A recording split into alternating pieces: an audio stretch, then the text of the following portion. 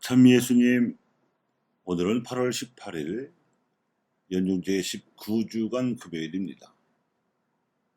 민족의 뿌리이자 가정의 근원인 하느님과의 통공에 대해서 강론하겠습니다. 모세의 뒤를 이은 여호수아는 가나안 땅에서 새로운 삶을 시작하기에 앞서서 원로들과 우두머리들과 판관들과 관리들 같은 백성의 지도자들을 모아놓고 아브라함으로부터 시작해서 모세에 이르기까지 자신들의 조상들이 어떻게 하느님의 부르심을 받았고 또 어떻게 이집트로 내려갔다가 다시 가나안 땅으로 들어오게 되었는지를 설명했습니다. 처음에는 티그리스강과 유프라테스강 사이에 있던 바빌론 평원을 중심으로 일어났던 수메르 문명 안에서 살던 아브라함의 아버지 테라의 조상들은 노아의 후손들로서 대홍수로 심판받아야 했다는 역사의 교훈을 잊어버리고 우상을 숭배하며 살았기 때문에 하나님께서 아브라함을 가나안 땅으로 불러내셨다는 것입니다. 그런데 가나안 땅에 대기근이 들어서 우여곡절 끝에 야곱의 일가는 이집트로 내려가야 했는데 야곱의 아들 요셉이 이집트의 재상이 되어 있어서 비옥한 고센 땅에 자리 잡고 400여 년 동안 번성하며 살다가 요셉의 사정을 모르는 파라오가 들어서면서 고생스러운 노예살이가 시작되는 바람에 다시 하나님께서 모세를 시켜 다시 이 가나안으로 들어오게 하셨다는 것입니다. 그래서 가나안 땅은 하나님께서 아브라함과 모세를 시켜서 이스라엘 백성이 살게 하신 약속의 땅이라는 것입니다. 이런 역사를 들려줌으로써 여호수아는 백성의 지도급 인사들에게 하나님께 대한 신앙과 이로 말미암은 민족의 정체성을 상기시키고 있다고 할 수 있습니다. 이후의 역사에서 이스라엘은 자신의 뿌리라고 할 수 있는 이 신앙과 정체성을 잊어버릴 때마다 유혹을 당하고 시련도 겪으며 심지어 갈라지기도 하고 뿔뿔이 흩어져 살아야 했습니다. 민족의 구성원은 개인들이지만 민족의 신앙과 정체성을 기억하고 보존할 수 있는 기본 단위는 가족입니다. 그래서 이스라엘 백성은 여호수아 이래로 안식일이 되면 반드시 하나님께 예배를 드리고 나서 가족이 함께 모여 기도를 바치면서 자신들의 뿌리를 상기했고 자신들의 희망을 하나님께 두어야 함을 다짐해 온 전통을 가지고 있습니다.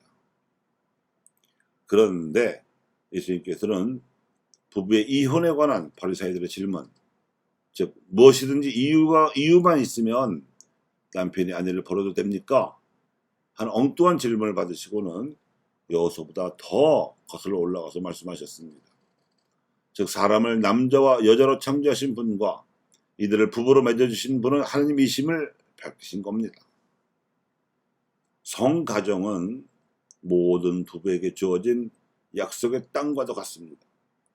그리고 부부가 성가정을 이룩할 수 있는 길은 뿌리이신 하나님을 기억하는 데 있습니다. 부부의 일치는 하나님과의 통곡을 바탕으로 해서만 이룰 수 있습니다. 메리지 엔카운터 운동에서 강조하는 부부간 대화나 전통적으로 가톨릭 교회가 신자들에게 강조해온 가족 기도가 모두 하나님과의 통곡에 바탕하여 부부 지간이나 부부 자식 간에 통곡할 수 있다는 소중한 지혜를 반영하고 있습니다. 사제들이 바라는 정결 또는 독신성혼 역시 평신도들의 가정에 성화될 수 있는 비결, 즉 하나님과의 통곡을 정확하게 지향하고 있으며 수도자들이 바라는 정결 또는 독신성혼 또한 수도 가정에서 일으켜야 할 형제를 겨냥하고 있습니다.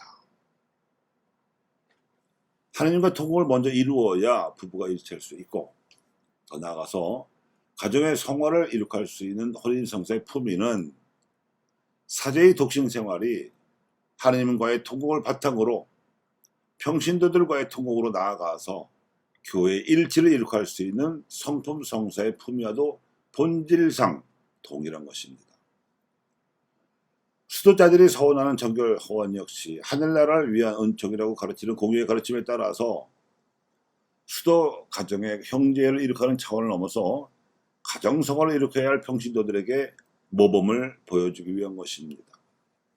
그런 의미에서 프란치스코 교황님께서도 한국을 방한하셨을 당시에 봉헌 생활이 교회와 세상을 위한 소중한 선물임을 보여주기 위하여 여러분이 할 수 있는 모든 것을 매우 겸손하게 하며 자신만을 위하여 봉헌 생활을 간직하지 말고 사랑받는 이 나라 곳곳에 그리스도를 모시고 가서 봉헌 생활을 나누라고 권고하신 바가 있습니다. 에덴 동산에서 하나님과 함께 살면서 그분을 닮고 세상을 돌보라는 위험을 받았던 인류의 첫 부부 아담과 하와는 사탄의 꼬임에 넘어가는 바람에 하나님의 뜻을 거역하는 죄를 저질렀고 그 벌로 에덴 동산에서 추방되어 하나님과의 통공을 이루지 못하는 삶을 살다가 첫아들 카인이 동생 아벨을 죽일 만큼 자식 교육에도 실패한 사례를 보여주었습니다. 하지만 이와는 대조적으로 나달의 가정의 요셉과 마리아 부부는 성령으로 아들을 잉태하게 하신 성령의 부르심에 믿음으로 응답하였고 주변의 몰 이해와 따돌림 속에서도 아들 예수를 하느님의 아드님으로 키워냈습니다. 이는 예수님께 그러한 자의식이 생겨나기 시작한 12살 무렵 이전에는 전적으로 부모인 요셉과 마리아의 양육으로 성화된 덕분이라고 할 수 있을 것인데 그 비결 역시 기도를 통한 하느님과의 통공에 있다고 할 것입니다. 교우 여러분, 가정을 성화시키고 싶으시면 하느님과 먼저 통공을 이루시기 바랍니다.